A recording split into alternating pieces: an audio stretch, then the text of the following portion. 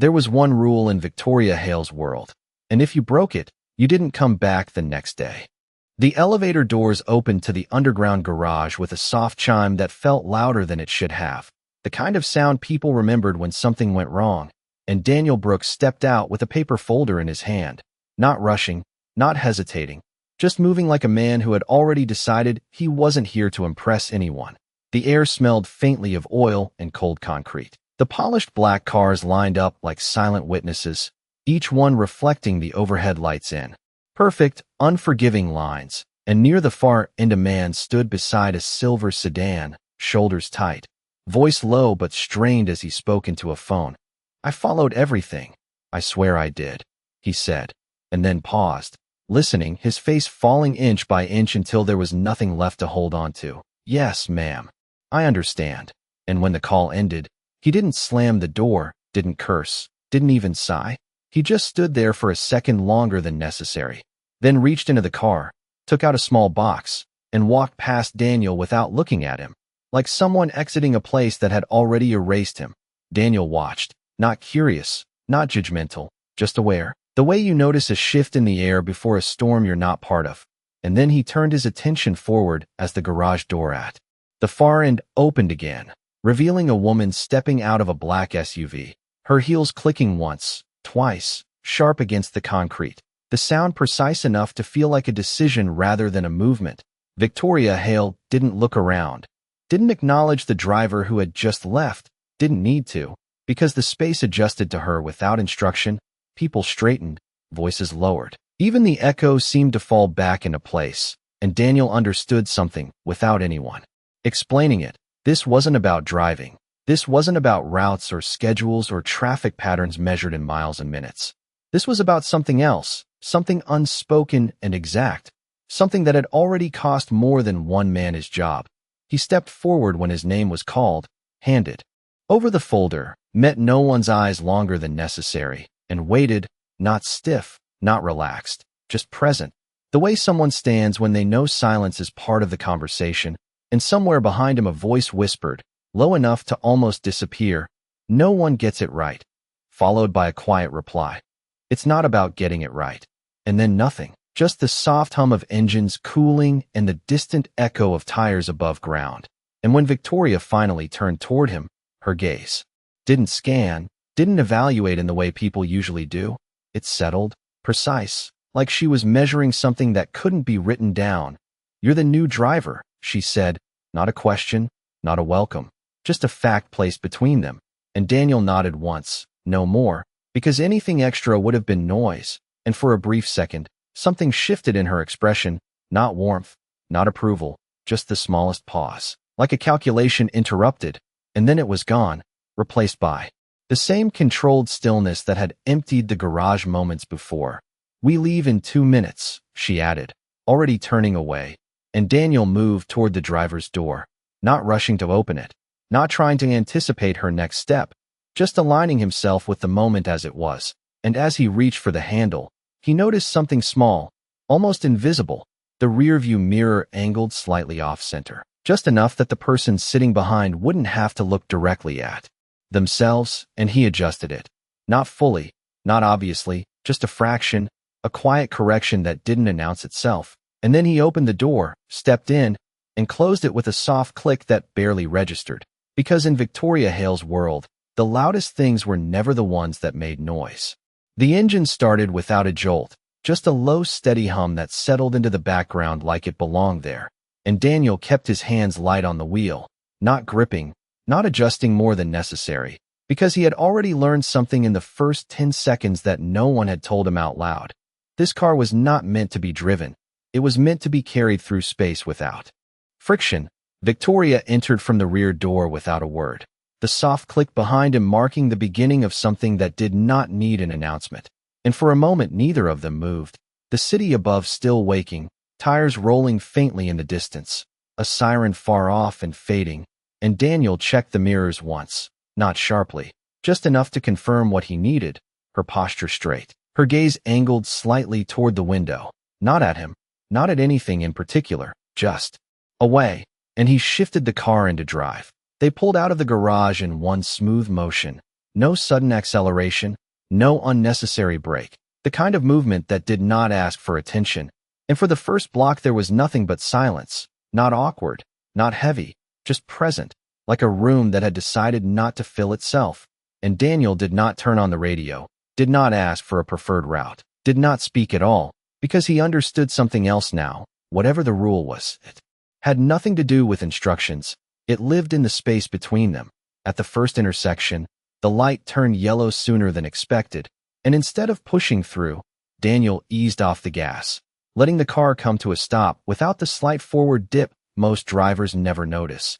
And in the rearview mirror, just for a fraction of a second, he saw her eyes shift, not toward him, but toward the windshield, like she had felt the difference more than seen it, and then she looked away. Again, 2 blocks later, her phone buzzed once, then again, a sharp, insistent rhythm that could have filled the entire car if it had been allowed to, but she did not reach for it right away, and Daniel did not glance back, did not adjust anything to acknowledge it. He just kept the speed steady, matching the flow of traffic without weaving, without claiming space that was not freely given. And when she finally picked up the phone, she did not speak. She listened, her voice coming only after a pause long enough to mean something. "Reschedule," she said, calm, precise. And then the line went quiet again. They turned onto a wider avenue, the morning light breaking between buildings in long, angled streaks that moved across the dashboard like slow water, and Daniel adjusted the visor slightly. Not enough to be noticed, just enough so the light would not hit her directly. And this time the shift in the mirror lasted a second longer. Not curiosity, not approval, just recognition that something had been accounted for without being requested. Another mile passed, measured in clean stops and smooth turns, and then, without warning, she spoke again. "Take the next right." Her tone even, but the instruction unnecessary because the navigation had already indicated it, and Daniel signaled before she finished the sentence, turning exactly as the lane opened, not cutting, not hesitating. And when the car settled into the new street, there was that pause again, the kind that held more than silence. "Most drivers wait for me to finish speaking," she added, not accusatory, not amused, just stating an observation like she was testing the shape of it. And Daniel's eyes remained on the road, his voice low when he finally answered. "You already had," he said, and then he said nothing more, because anything else would have been explanation, and explanation was noise. And for the first time since the engine started, the silence that followed did not feel neutral. It shifted, subtle but undeniable, like something had been placed between them that neither of them was going to name yet. The building rose out of the morning like it had no need for the city around it, glass catching the light in clean, deliberate lines, and Daniel eased the car to the curb without the slight correction most drivers made at the last second, stopping exactly where the shadow met the sunlight, so the door would open into something softer than glare, and he stepped out before the engine fully settled, walking around the front with the same unhurried rhythm he had carried since the garage, opening the rear door without looking directly inside, just enough to allow space rather than take it. Victoria stepped out with a movement that was precise but not rushed, her heels finding the pavement without hesitation, and for a brief second she did not move forward, not because she needed to adjust anything, but because something in the timing had shifted, subtle enough that anyone else would have missed it. And Daniel closed the door gently, not sealing it, just finishing the motion, and returned to the driver's seat without waiting for acknowledgement. Inside the lobby, people were already watching, not openly, not in a way that could be named, but in the small changes of posture, the way conversations paused half a beat too long, the way a receptionist straightened a stack of papers that had not needed straightening, and Daniel could feel it even from behind the wheel. The awareness that this was not just another arrival. It was a pattern repeating itself, one more driver stepping into a role that had already decided how it would end. A man in a dark suit approached the car, clipboard in hand, his expression professional but tight around the edges, and he leaned slightly toward the open window, lowering his voice as if the glass itself could carry meaning. "First day?" he asked, and Daniel nodded once. Nothing more, and the man exhaled quietly, a sound that held more history than the question itself. "Just be careful," he added, then hesitated, like he wanted to say something else but had already said too much, and stepped back. Daniel did not ask what he meant, did not follow the warning into speculation. He simply waited, hands resting lightly on the wheel, eyes forward, the engine idling in a steady rhythm that did not intrude, and after a few minutes, Victoria returned, her pace unchanged, her expression unreadable in the reflection of the glass doors behind her, and she entered the car without looking at him, the door closing with the same soft finality as before. They pulled away from the curb, merging into traffic that had thickened with the late morning rush. And this time the silence carried something different, not just observation, not just testing, but a quiet pressure, like a question that had not been asked yet. Halfway down the avenue, she spoke again, her voice calm but sharper at the edges. "Take the bridge," she said, even though the navigation displayed a faster route through the tunnel, and Daniel did not hesitate, did not glance at the screen. He signaled and shifted lanes with a smooth, deliberate movement, aligning with the flow instead of cutting against it.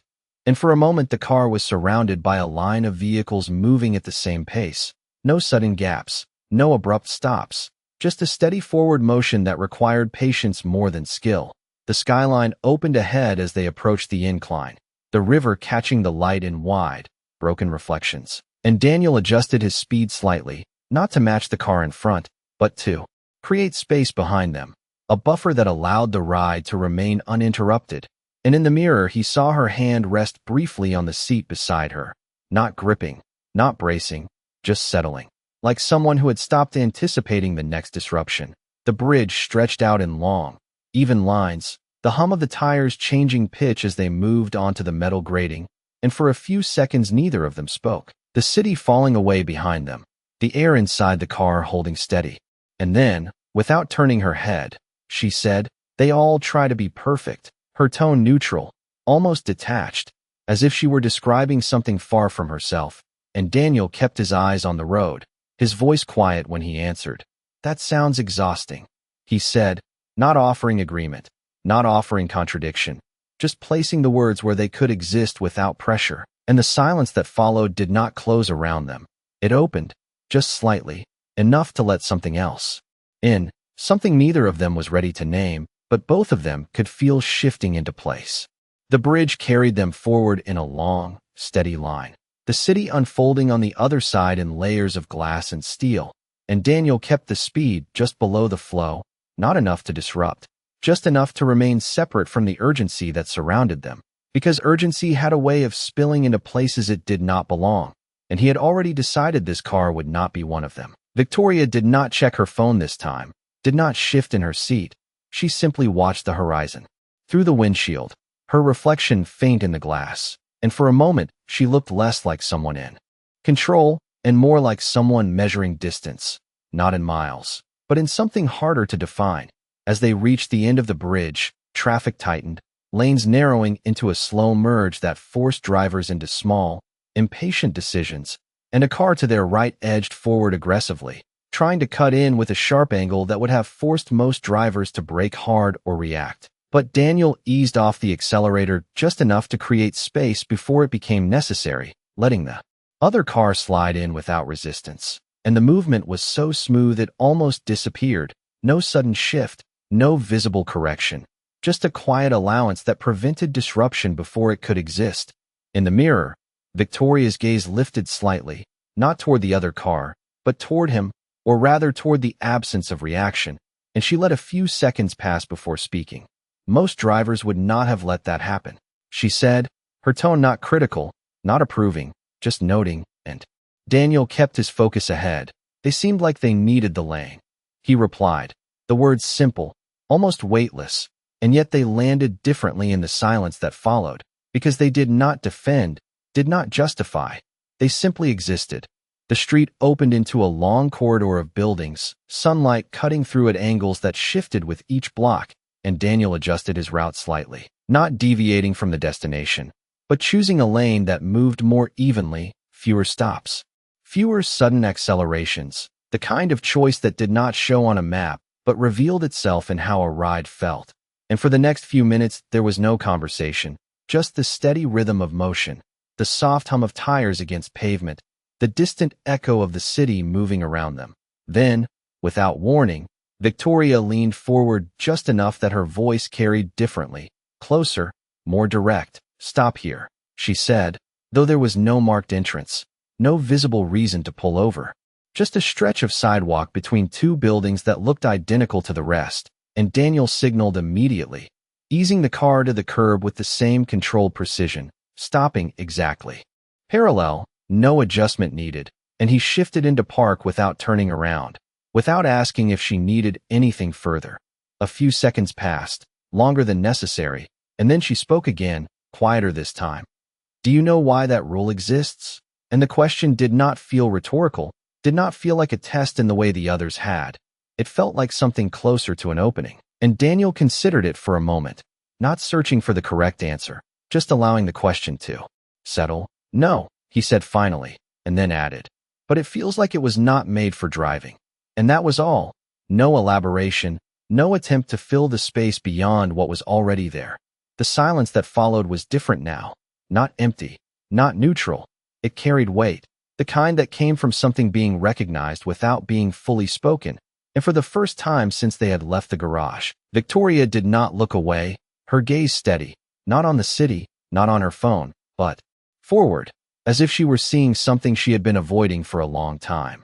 And when she finally reached for the door handle, she paused just before opening it, her voice softer than before, almost lost in the quiet of the car. "No," she said, answering her own question, or perhaps correcting it. It was not. And then she stepped out, leaving the door open a fraction longer than necessary, as if something had shifted but not yet settled, and Daniel remained in the driver's seat, hands resting lightly on the wheel, the engine idling in that same steady rhythm, aware that whatever the rule had been, he was no longer trying to follow it. He was simply no longer resisting what it revealed. The door closed with a softer sound than before, like it had learned something from the moment that just passed, and Daniel did not move right away, did not pull back into traffic or check the navigation. He simply let the engine idle, the quiet hum filling the space without asking for attention, because sometimes the next step did not need to be immediate.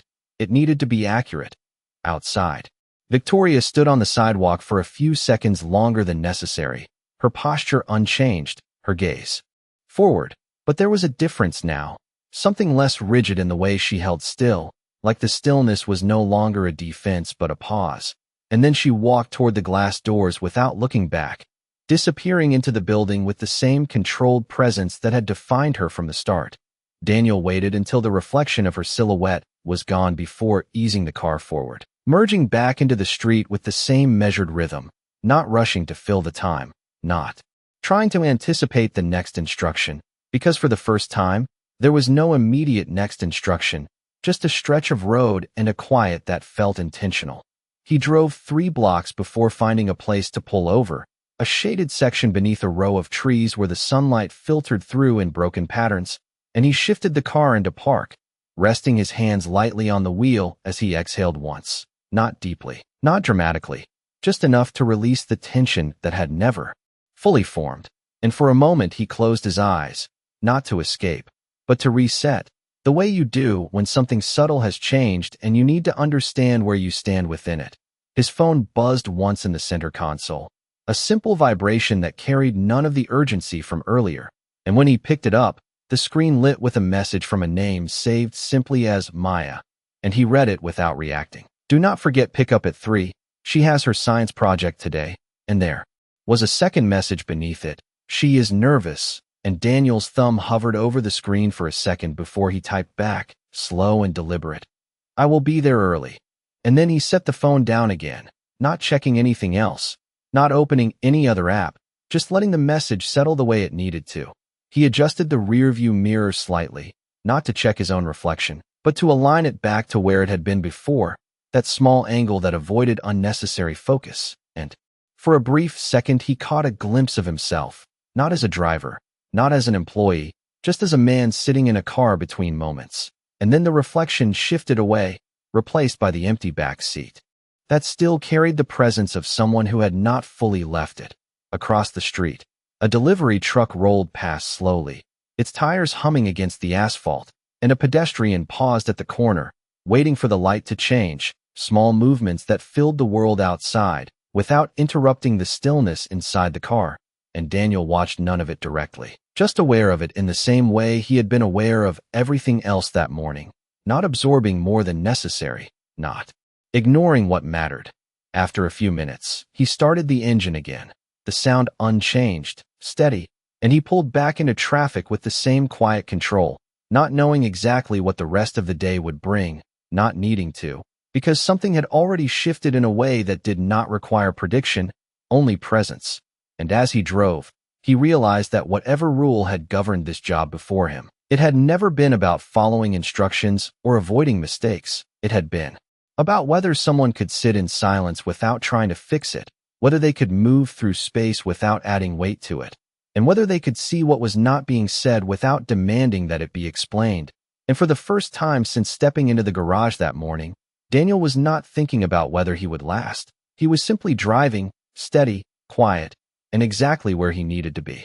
By the time the afternoon light softened against the edges of the buildings, the city had shifted into a slower rhythm, not quieter, just less urgent, like it had decided to breathe between decisions. And Daniel guided the car through the last few blocks toward the elementary school with the same steady control, not checking the time again because he already knew he was early, the kind of early that did not rush the moment but waited for it. The school sat between two older brick buildings, its playground quiet now except for a few scattered voices and the distant bounce of a ball, and he pulled over along the curb, aligning the car neatly without correction, the engine idling low as he rested his hands lightly on the wheel, his eyes softening just slightly as they moved. Toward the entrance doors, a few parents stood nearby, talking in small circles, their voices blending into a low hum that carried no pressure, and Daniel did not step out right away. He simply waited, watching the doors the way you watch something that matters without needing to announce it. When the bell rang, it was not loud, just enough to shift the air, and children began to spill out in clusters, backpacks bouncing, voices rising in uneven waves, and Daniel's gaze moved slowly, not searching in a hurry, just knowing he would find her when the moment was right. And then he did. A small figure stepping carefully through the crowd, holding a cardboard project box with both hands, her pace slower than the others, her attention fixed on keeping it steady. He opened the door and stepped out before she reached the curb, walking toward her with the same calm presence he carried everywhere else. And when she looked up and saw him, her expression changed, not into a smile right away, but into something steadier, something that relaxed the tension in her shoulders. "Hey, kiddo," he said softly, crouching just enough to meet her level, and she nodded, adjusting her grip on the box. "I did not drop it," she said, her voice careful, like the sentence itself needed to be handled gently, and Daniel gave a small nod. "I knew you would not," he replied, not adding praise, not making it bigger than it was, just meeting her where she stood, and he reached out to take the project, not quickly, not automatically, just offering his hands, and when she let go, it was gradual, like she was deciding in real time that it was safe to do so. They walked back to the car together, her steps falling into his rhythm without effort, and he opened the rear door for her, placing the project carefully on the seat before she climbed in, adjusting it so it would not shift, and when he closed the door, it was the same soft, controlled motion as before, nothing wasted, nothing abrupt. Inside the car, the air felt different, lighter in a way that did not need to be explained, and Daniel returned to the driver's seat, glancing once in the mirror, not to check on her, but to acknowledge her presence, and she was already looking out the window, her shoulders no longer tight, her hands resting loosely in her lap. "Did it go okay?" he asked after a moment, his voice low, not pushing for an answer, and she nodded again. "I was nervous," she admitted, her eyes still on the passing street. "But it was okay." And Daniel let that sit, not turning it into a lesson, not filling it with reassurance, just allowing it to exist as it was. As they pulled away from the curb, merging back into the flow of traffic, the rhythm of the drive remained the same, smooth, uninterrupted, and for a while neither of them spoke, the silence settling naturally between them, not empty, not heavy, just shared. And somewhere in that quiet, Daniel understood something that did not need to be said out loud. The rule he had been navigating all day was not confined to one person or one place. It lived in moments like this too, in how you carried someone else's weight without making them feel it, in how you stayed steady so they did not have to be. And as the car moved through the city, the lines between one world and another blurred slightly, not erased, but softened, just enough to let something human pass through. The late afternoon light stretched longer across the dashboard as the car moved through quieter streets, the kind lined with small houses and uneven sidewalks, where the pace of the city softened into something more human, and Daniel slowed slightly without thinking, not because traffic demanded it, but because the moment did. In the back seat, Maya leaned her head gently against the window, watching the passing trees blur into streaks of green and gold, her science project resting beside her. Untouched now, like something that had already proven its worth and no longer needed to be held so tightly. What was it about? Daniel asked after a while, his voice low, measured, the question simple enough to carry no pressure, and she shifted slightly, turning just enough that her reflection caught in the glass. It was about bridges, she said, her tone careful but a little brighter now. How they hold weight without breaking. And Daniel nodded once, eyes still on the road. Sounds like something important, he replied, not expanding, not turning it into more than she had offered, and she seemed to consider that, her fingers tracing the edge of the seat beside her. My teacher said the strongest ones are not the ones that are the thickest, she continued. They are the ones that know where to bend. And the words settled into the space between them in a way that felt heavier than they should have, like they had found a place they already belonged. Daniel did not answer right away, not because he did not have something to say, but because the moment did not need to be filled, and when he did speak, it was softer than before. That makes sense, he said, and left it there. They reached a stop sign at the corner of their street, the kind that no one rushed through, and he paused a second longer than required, not out of hesitation, just alignment. And as they turned, Maya's voice came again, quieter this time. Are you going back to work after this? And Daniel's hands adjusted slightly on the wheel, not tightening, just settling into the question. Yes, he answered, steady, and she nodded, her gaze returning to the window. She seems strict, she added after a moment, the word chosen carefully, like she had tested a few others first, and Daniel let out a breath that was almost a smile, though it did not fully form.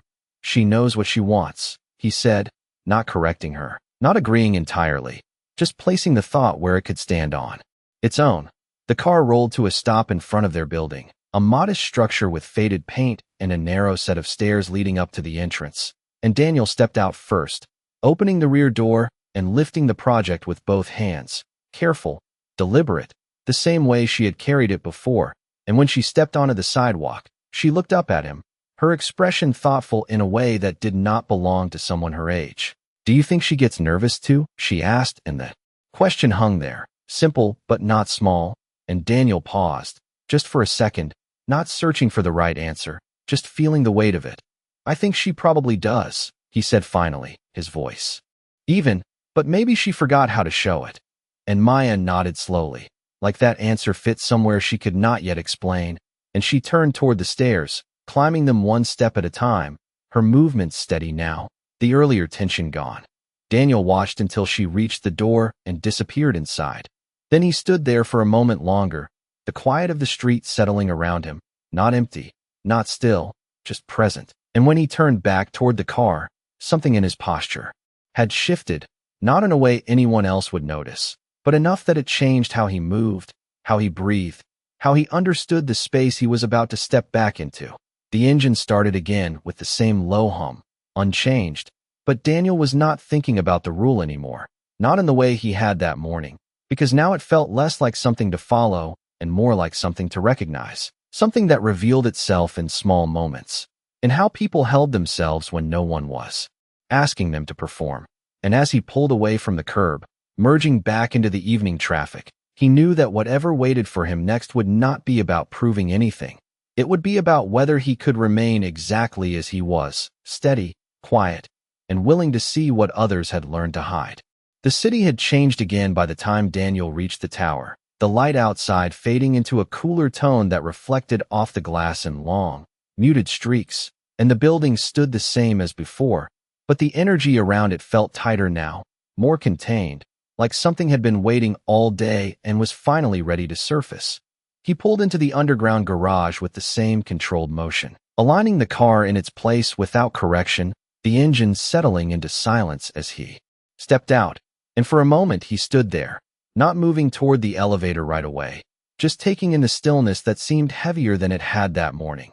When the elevator doors opened on the executive floor, the air felt different, not louder, not chaotic, but sharper, conversations cut shorter, footsteps more deliberate, and Daniel walked through it without adjusting his pace, his presence unchanged. Even as the environment around him shifted, a woman at the reception desk glanced up, her expression flickering between recognition and something else, uncertainty perhaps, and she hesitated before speaking. "She is waiting," she said, her voice lower than necessary, and Daniel nodded once, nothing more, and continued down the hallway. The office door was already open, not wide, just enough to suggest he was expected, and inside, Victoria stood near the window, the city, stretching out behind her in a pattern of lights that had begun to replace the day, her posture precise as always, but there was something different in the way she held still, like the stillness was no longer rigid, just quiet.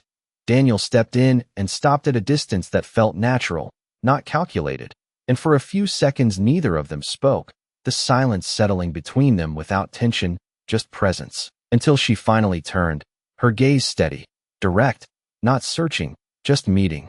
"You did not ask about the rule," she said, her tone even, but there was something beneath it now, not challenge, not expectation, something closer to curiosity, and Daniel held her gaze without shifting. "I did not need to," he replied, his voice calm, and that answer did not close the space, it opened it. She studied him for a moment longer, not evaluating, not measuring, just looking, and then she moved away from the window, her steps slower than before, less precise in a way that felt intentional, like she was choosing not to hold the same line. "Every driver asks," she said, her voice softer now. "They try to understand it so they can follow it." And she paused, her gaze dropping briefly to the floor before lifting again. "They all fail." And the words did not carry frustration. They carried something heavier, something closer to exhaustion. Daniel did not respond immediately, not because he did not have something to say, but because the moment did not belong to him yet. And when he did speak, it was quiet, almost reflective. "Maybe they were trying to follow the wrong thing," he said, and the sentence settled into the room like something that had been waiting to be heard. Victoria's expression shifted, not dramatically, not visibly to anyone who did not know where to look, but enough that the space between them changed, and she let out a breath that was not quite a sigh, just a release. "The rule was never about control," she said slowly, like she was hearing it as she spoke it. "It was about not being surprised." And the last words carried a weight that did not need explanation. Daniel nodded once, not agreeing, not disagreeing, just acknowledging, and he did not offer a solution, did not try to fix what had just been revealed. He simply stood there, present, steady, and that presence seemed to shift something more than any answer could have. For a long moment, neither of them spoke, the city lights reflecting in the glass behind her, the room holding a quiet that felt different now, not guarded, not distant, just open. And when she finally moved again, it was subtle, a small step toward the desk, her hand resting lightly against its surface, not gripping, not bracing, just there. And in that small movement, something had changed, not resolved, not completed, but begun in a way that did not need to be announced, only recognized. The room held its quiet a moment longer, like it was deciding whether to return to what it had been or remain in what it had just become, and Daniel did not move to fill it, did not step forward or step back. He simply stood where he was, steady, present, the way he had been all day, and that steadiness seemed to settle into the space around him in a way that required no effort. Victoria remained by the desk, her hand still resting lightly against the surface, her gaze not fixed on anything specific now, just lowered slightly, as if she were seeing something beyond the room, something that had been there all along but had never been given the time to surface. And when she finally spoke again, her voice was quieter than before, not weaker, just less guarded. "They all thought the rule was about me," she said, the words slow, deliberate. "About what I wanted, what I expected, and she paused, her fingers shifting slightly against the edge of the desk, not gripping, just tracing the line. But it was never that simple, and the sentence did not ask for a response. It just existed, waiting to be understood rather than answered. Daniel nodded once, not in agreement, not in confirmation, just acknowledging that what had been said did not need to be challenged, and he kept his voice low when he replied, "Some things are not." And that was all. No explanation, no attempt to define it further, and for a moment the silence returned. But it was no longer the same silence from before. It was softer now, less about distance and more about space. Outside, the city lights had fully taken over, reflections stretching across the glass behind her in quiet patterns, and Victoria straightened slightly, not with the same rigid precision as before, just enough to shift her weight, and she turned toward the window again. But this time her posture did not close the room off. It opened it, even if only a little. "Tomorrow," she said after a moment, her tone returning to something more structured, but not as sharp as it had been that morning. "We leave at 8. And the instruction was simple, familiar, something that belonged to the rhythm of her world, but it carried a different weight now. Not a command, not a test, just a continuation, and Daniel nodded once. "Yes, ma'am." His voice even, unchanged, and he turned toward the door without waiting for dismissal, because the moment did not need ceremony. As he stepped into the hallway, the air felt different again, the tension from earlier. Softened, not gone, just less defined, and the people he passed no longer looked at him the same way, not with expectation or quiet doubt, just with a kind of uncertainty that had not yet found its shape, and Daniel moved through it without absorbing it, the same way he had moved through everything else that day, steady, quiet, aligned with something that did not need to be explained.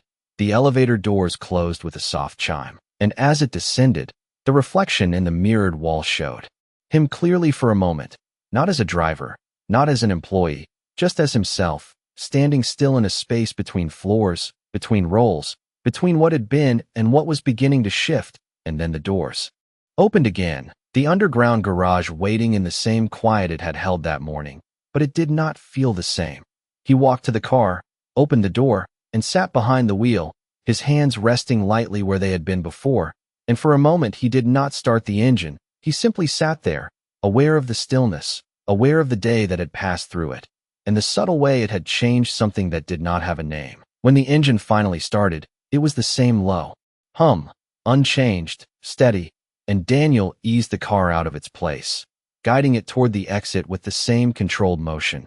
But there was no sense of proving anything now, no question of whether he had followed a rule or passed a test, because somewhere along the way, the rule had stopped being something external, something imposed, and had become something quieter, something internal, something understood, above ground. The night air carried a cooler edge, the streets lit in soft lines that stretched ahead without urgency, and as Daniel drove into it, there was no announcement, no final shift that marked the moment as complete, just a quiet continuation, a sense that something had been set in motion not through force or instruction, but through presence, through patience, through a kind of understanding that did not need to be spoken to be real. And in that quiet, something had changed, not loudly, not dramatically, but enough that it would not be undone, because he had not raised his voice. He had raised something else entirely, something that did not belong to rules or expectations, something that simply remained.